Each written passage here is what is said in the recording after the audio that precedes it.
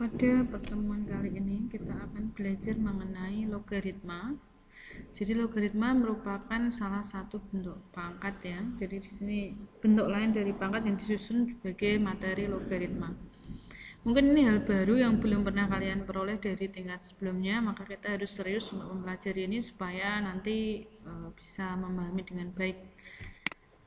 Baiklah, dari sebuah logaritma ya, di sini bisa kalian lihat. Pengertiannya adalah ya, bisa dilihat dari tulisan ini.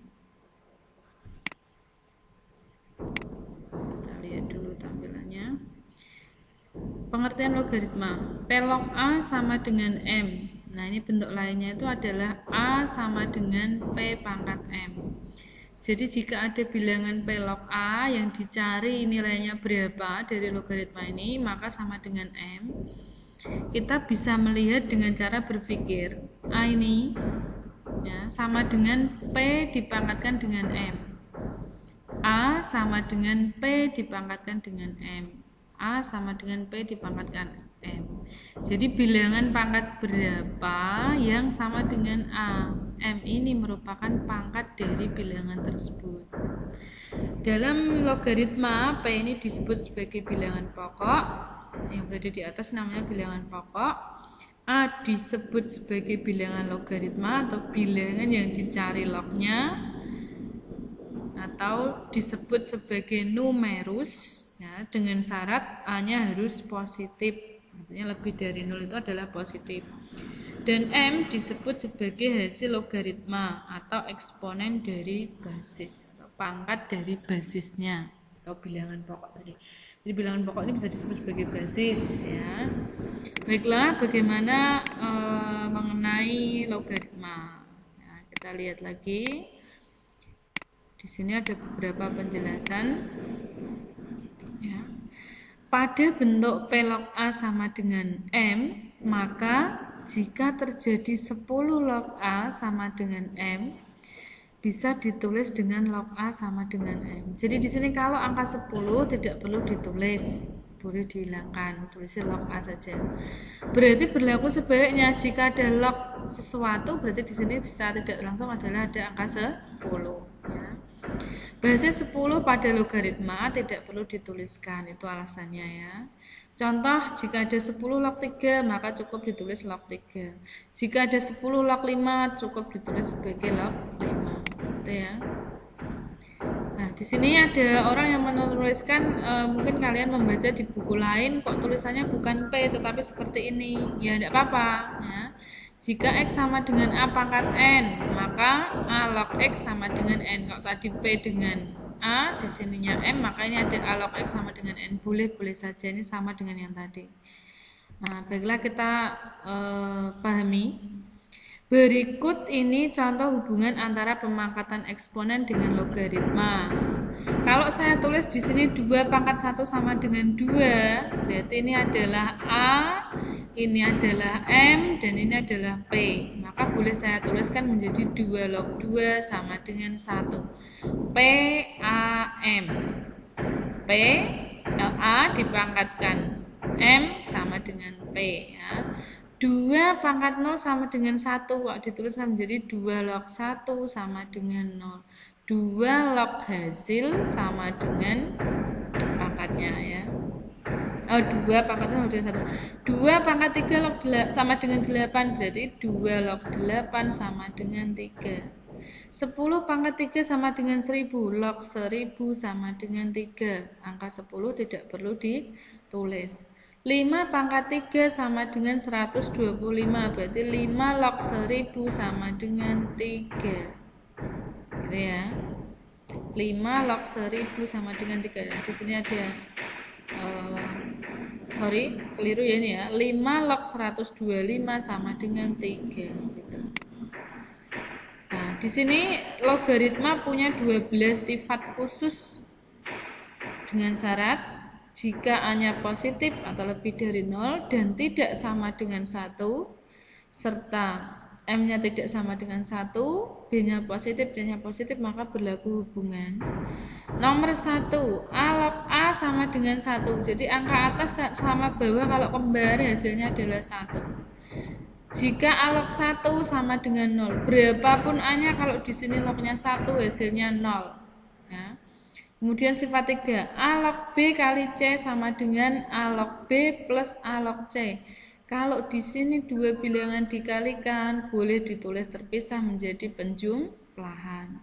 Sebaliknya kalau penjumlahan dengan bilangan pokok yang sama atau sama-sama A, boleh dibalik menjadi perkalian. Sifat yang keempat, A log B per C. Maka kalau pembagian boleh menjadi pengurangan menjadi A log B min A log C. Nah, di sini sebaliknya kalau pengurangan boleh dijadikan menjadi pembagian. Kemudian sifat 5 sampai 12 kita bahas selanjutnya. Jadi bisa dibaca saja di sini, tapi untuk pembahasan tidak berada di video ini. Jadi 5 sampai 12 bisa dibaca sendiri ya. Pause dibaca boleh, tapi penjelasannya tidak saat ini. Baiklah, kita lanjutkan untuk penjelasan 1 sampai 4. Di sini kita misalkan punya pertanyaan 7 log 49 sama dengan X. Maka kita harus berpikir 49 ini berasal dari 7 pangkat berapa? Ternyata 49 adalah 7 pangkat 2. Sehingga 7 log 49 hasilnya adalah 2. 3 log 81 sama dengan X. Berarti 3 pangkat berapa ada 81. Ternyata 3 pangkat 4. Jadi 3 log 81 hasilnya 4. 4 log 32 sama dengan X. Berarti 4 pangkat berapa ada 32. Nah, karena ternyata tidak bisa langsung, maka kita rubah menjadi bilangan pokoknya 2. Jadi 4 menjadi 2 pangkat 2X, 32 2 pangkat 5. 2X sama dengan 5, maka X-nya sama dengan 5 per 2. Jadi 4 log 32 hasilnya adalah 5 per 2. 64 log 4 sama dengan X, berarti 64 pangkat berapa ada 4 ya di sini. 4 sebagai 4 pangkat 1, 64 sebagai 4 pangkat 3. Ya, di sini kita kalikan 4 pangkat 3X, ini 4 pangkat 1. Maka 3X sama dengan 1, ketemu X-nya adalah 1/3. Jadi 64 log 4 sama dengan 1/3. 25 log akar 5 sama dengan X, berarti 25 pangkat berapa ada akar 5 ya. 25 pangkat X menjadi 5 pangkat 2. Kalau akar kemarin pangkatnya setengah, berarti 5 pangkat setengah sama dengan 5 pangkat 2X. 5-nya kita coret menjadi 2X sama dengan setengah, maka X-nya ketemu 1/4. Jadi 25 log akar 5 sama dengan 1/4 ya. Kemudian yang ke F, 2 log 2 akar 2 sama dengan X. 2 akar 2, berarti 2 pangkat 1 kali 2 pangkat setengah. 2 kali 2 pangkat setengah, pangkatnya ditambah menjadi 3/2. Maka 2 pangkat 3/2 sama dengan 2 pangkat X, maka X-nya ketemu 3/2. Jadi jawaban dari 2 log 2 akar 2 adalah 3/2. Ya. Contoh dari sifat 1, kita uraikan satu-satu. Jika A adalah bilangan real positif yang tidak sama dengan 1, maka A log A sama dengan 1.